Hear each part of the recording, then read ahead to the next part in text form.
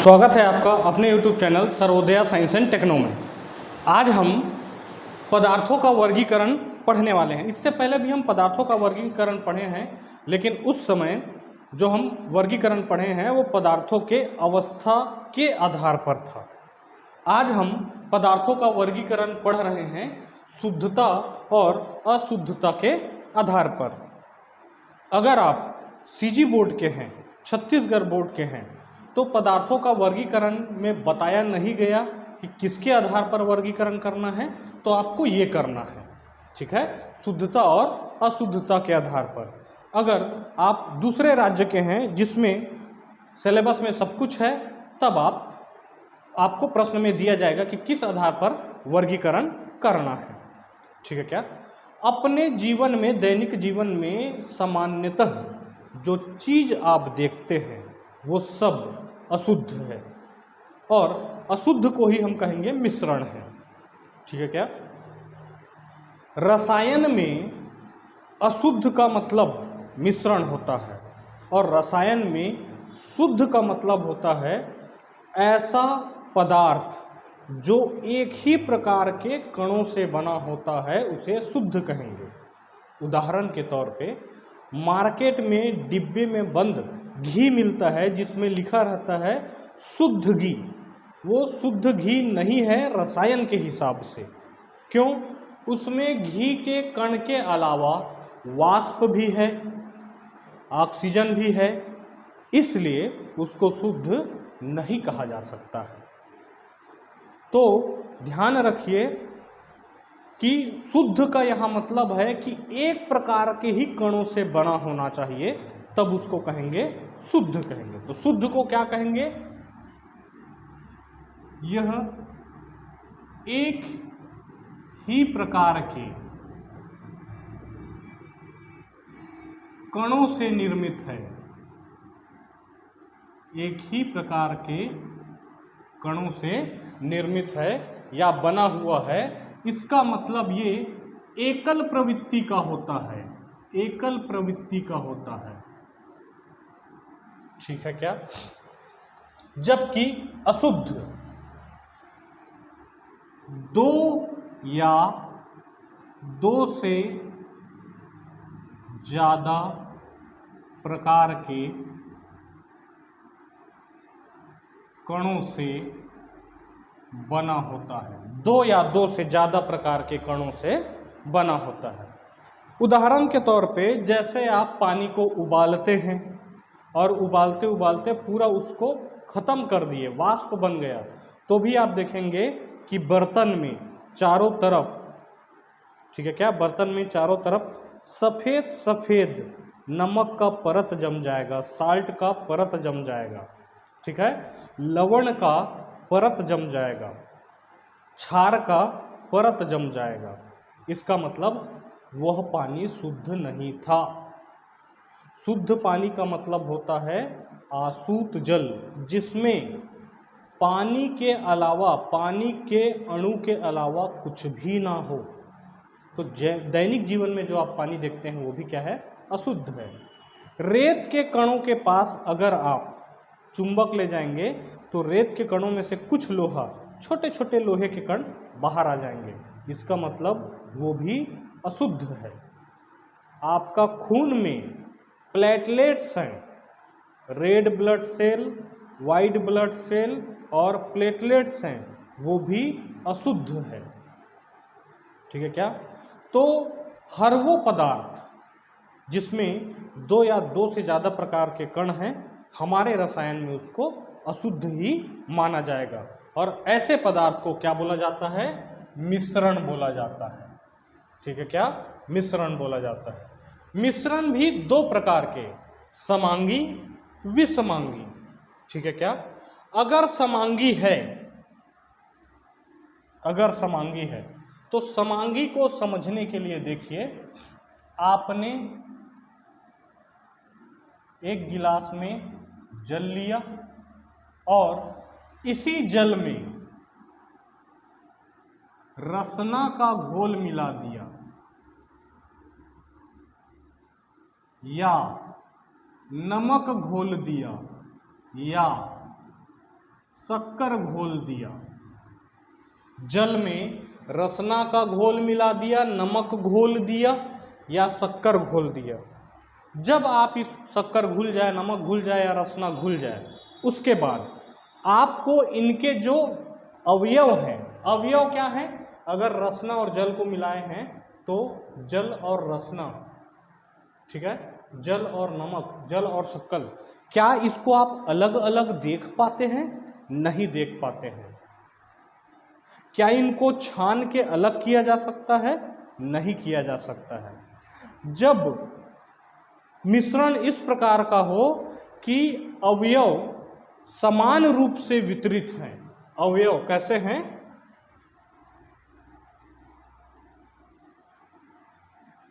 समान रूप से वितरित हैं और इन्हें छन्ना पत्र से अलग नहीं किया जा सकता। छन्ना पत्र मतलब फिल्टर पेपर, ठीक है क्या?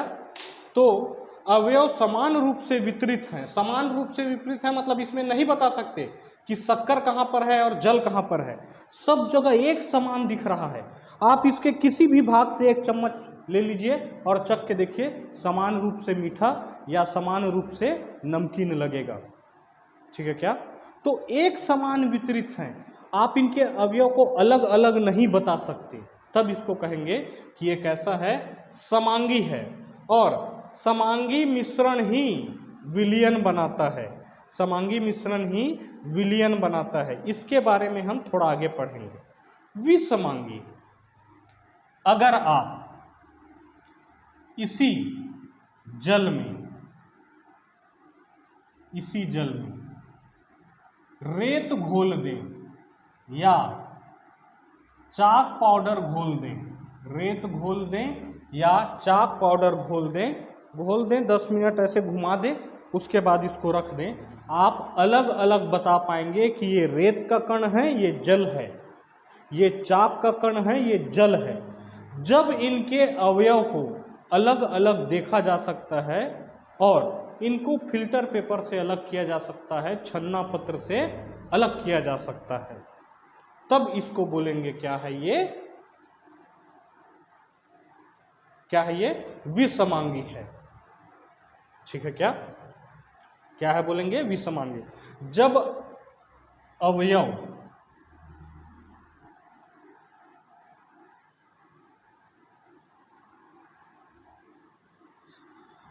असमान रूप से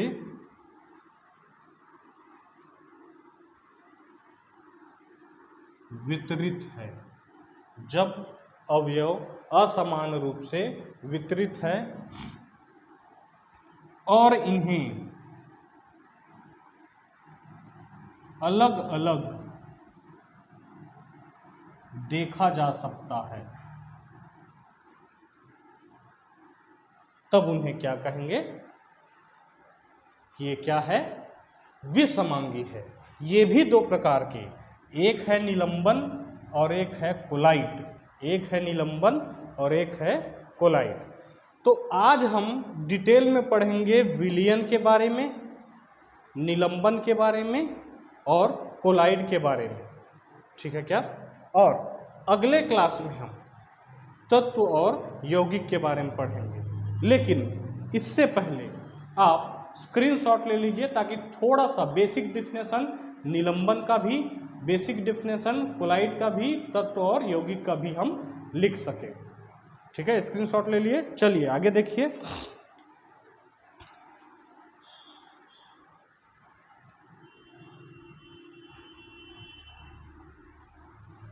तत्व, यह, अच्छा, यह शुद्ध प्रकार है, एक ही प्रकार के कणों से निर्मित है, ठीक है? यह एक ही प्रकार के परमाणुओं से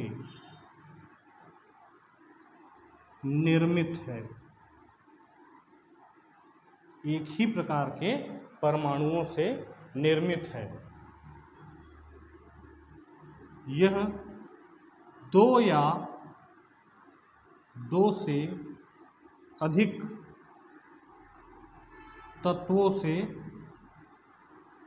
निर्मित है। यह दो या दो से अधिक तत्वों से निर्मित है, एक ही प्रकार के परमाणुओं से निर्मित है। उदाहरण क्लोरीन है,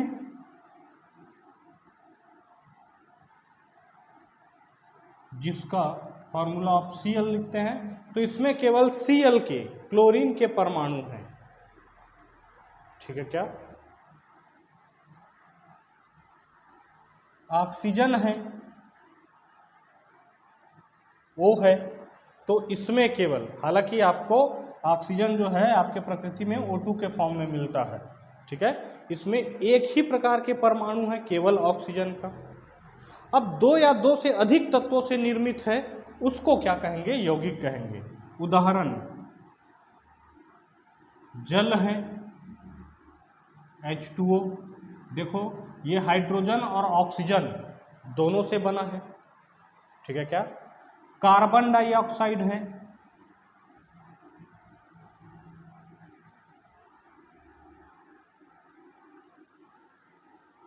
CO2, देखो कार्बन और ऑक्सीजन दोनों से बना है ये। ठीक है क्या? तो एक ही प्रकार के परमाणुओं से निर्मित है, क्लोरीन या ऑक्सीजन, इस तरीके को बोलेंगे तत्व। यौगिक, यह दो या दो से अधिक तत्वों से निर्मित है। इसमें कौन कौन से तत्व हैं? हाइड्रोजन है, ऑक्सीजन है, कार्बन है, ऑक्सीजन है। तो दो या दो से अधिक तत्वों से निर्मित है, उसे क्या कहेंगे? कार्बन यौगिक।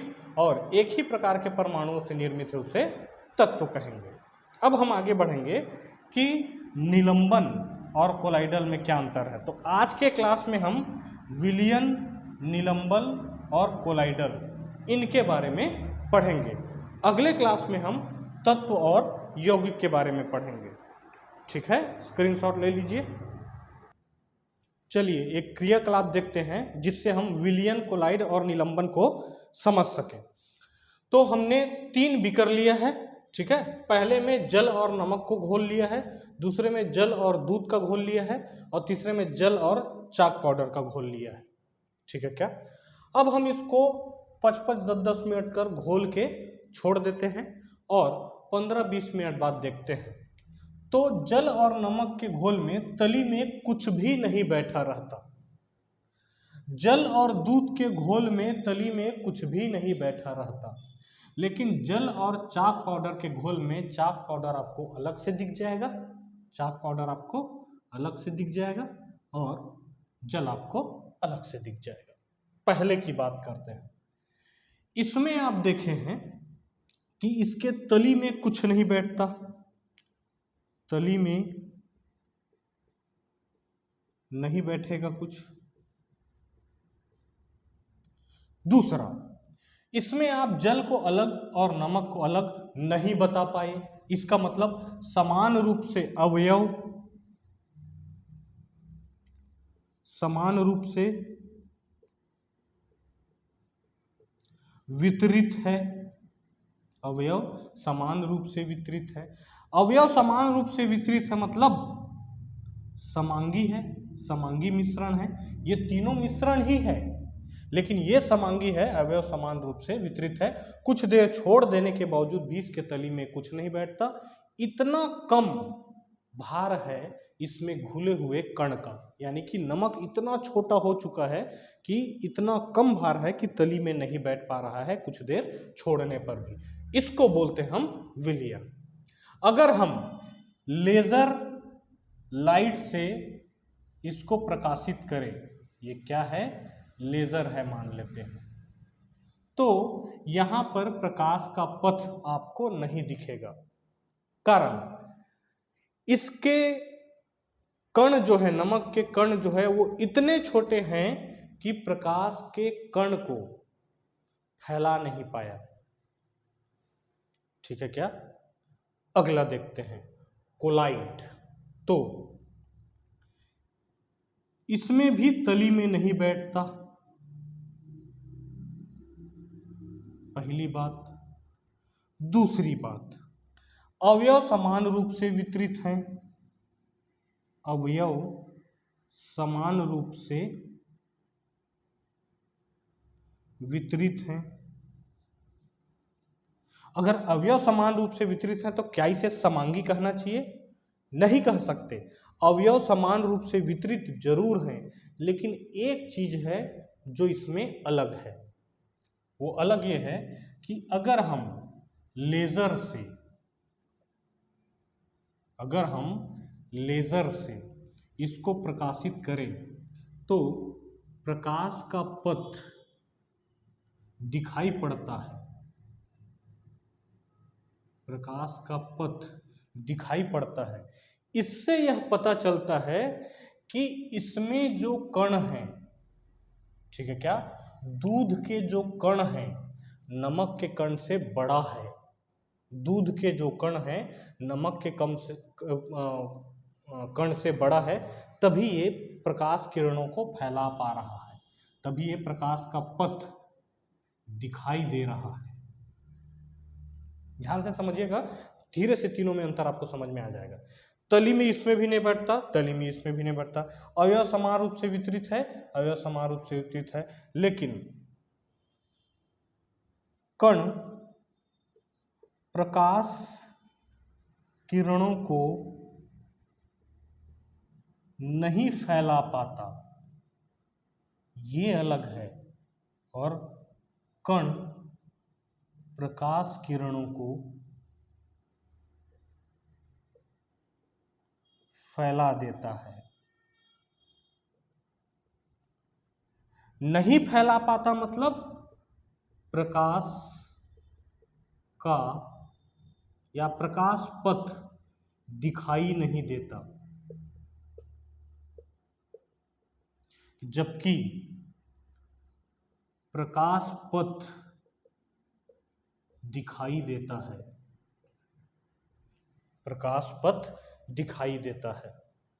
इससे यह जानने को मिलता है कि नमक के कण काफी छोटे हैं, दूध के कण थोड़े बड़े हैं, कम से कम इतने बड़े तो हैं कि प्रकाश के पथ को या प्रकाश को क्या कर सके, फैला सके। प्रकाश के पथ को फैला दिया, इसलिए प्रकाश का पथ यहां दिखाई देने लग गया।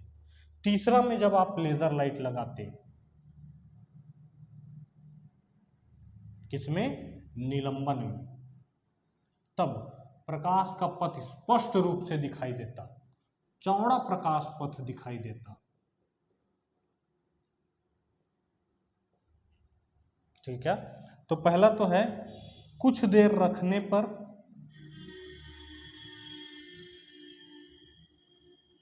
चाक के कण तली में बैठने लगते हैं। दूसरा, अवयव असमान रूप से वितरित हैं। तीसरा, प्रकाश के किरणों को काफी मात्रा में फैला देता है।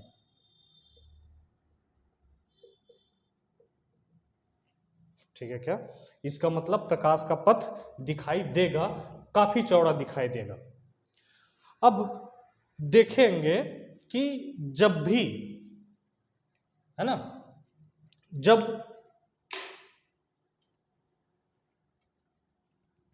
जब किसी मिश्रण से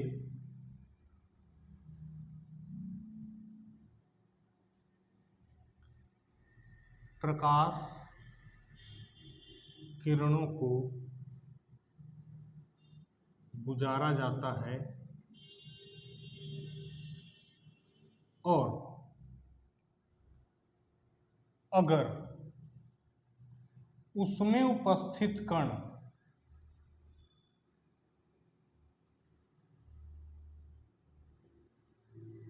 प्रकाश किरणों को फैला देती है तो इस घटना को टिंडल प्रभाव कहते हैं। तो इस घटना को टिंडल प्रभाव कहते हैं। यहाँ पर प्रकाश किरणों को नहीं फैला पाता, मतलब टिंडल प्रभाव नहीं है। प्रकाश किरणों को फैला देता है मतलब टिंडल प्रभाव है। प्रकाश किरणों को फैला देता है मतलब टिंडल प्रभाव काफी मात्रा में है। तो एक तरीके से आप देख सकते हैं कि विलयन और निलंबन के बीच का अवस्था है कोलाइड। ठीक है क्या? इसमें पार्टिकल इतने छोटे हैं कि घंटों छोड़ दो नीचे नहीं बैठेगा। इसमें भी पार्टिकल इतने छोटे हैं कि घंटों छोड़ दो नीचे नहीं बैठेगा, लेकिन इसको समांगी नहीं कहा गया है। ये दोनों विसमांगी है, ये समांगी है। अभी हमने देखा है टेबल में कि ये समांगी है, ये दोनों विसमांगी है। उसका कारण बस ये है कि ये टिंडल प्रभाव नहीं दिखाता, और जो टिंडल प्रभाव दिखाता है उसमें हम मान के चलते हैं कि पार्टिकल इतने बड़े हैं कि प्रकाश किरणों को फैला सकती है। ठीक है? तो ये दोनों टिंडल प्रभाव दिखा रहा है, इसलिए इनमें जो कण हैं वो बड़े होने के कारण इन दोनों को अलग से विसमांगी में रखा गया है और इसको समांगी में रखा गया है। ठीक है क्या? उम्मीद करता हूं आपको विलयन, कोलाइड और निलंबन तीनों अलग अलग क्लियर समझ में आ गया होगा। ठीक है क्या? अब हम अगले क्लास में केवल विलयन के बारे में डिटेल, कोलाइड के बारे में डिटेल और निलंबन के बारे में डिटेल पढ़ेंगे। ठीक है? तो आज के लिए इतना काफी है। उम्मीद करता हूं बहुत बढ़िया से आपको समझ में आया होगा। इनकेस नहीं समझ में आया होगा या आपको कुछ भी दिक्कत जाता है तो हमारे जितने वीडियो हैं उसके कमेंट सेक्शन में जाइए। पहला जो कमेंट है वो उसमें आपको हमारा टेलीग्राम का लिंक दिया गया है। आप अपने जितने डाउट हैं हमारे टेलीग्राम में भेज सकते हैं और आपको जितना जल्दी हो सकेगा आपके डाउट का क्लियरेंस आपको भेज दिया जाएगा, या डाउट एक साथ ज़्यादा हो जाएगा तब उस पर एक वीडियो बना के आप तक पहुंचा दिया जाएगा। ठीक है? तो मिलते हैं अगले वीडियो में, तब तक बढ़िया से पढ़ाई करते रहिए।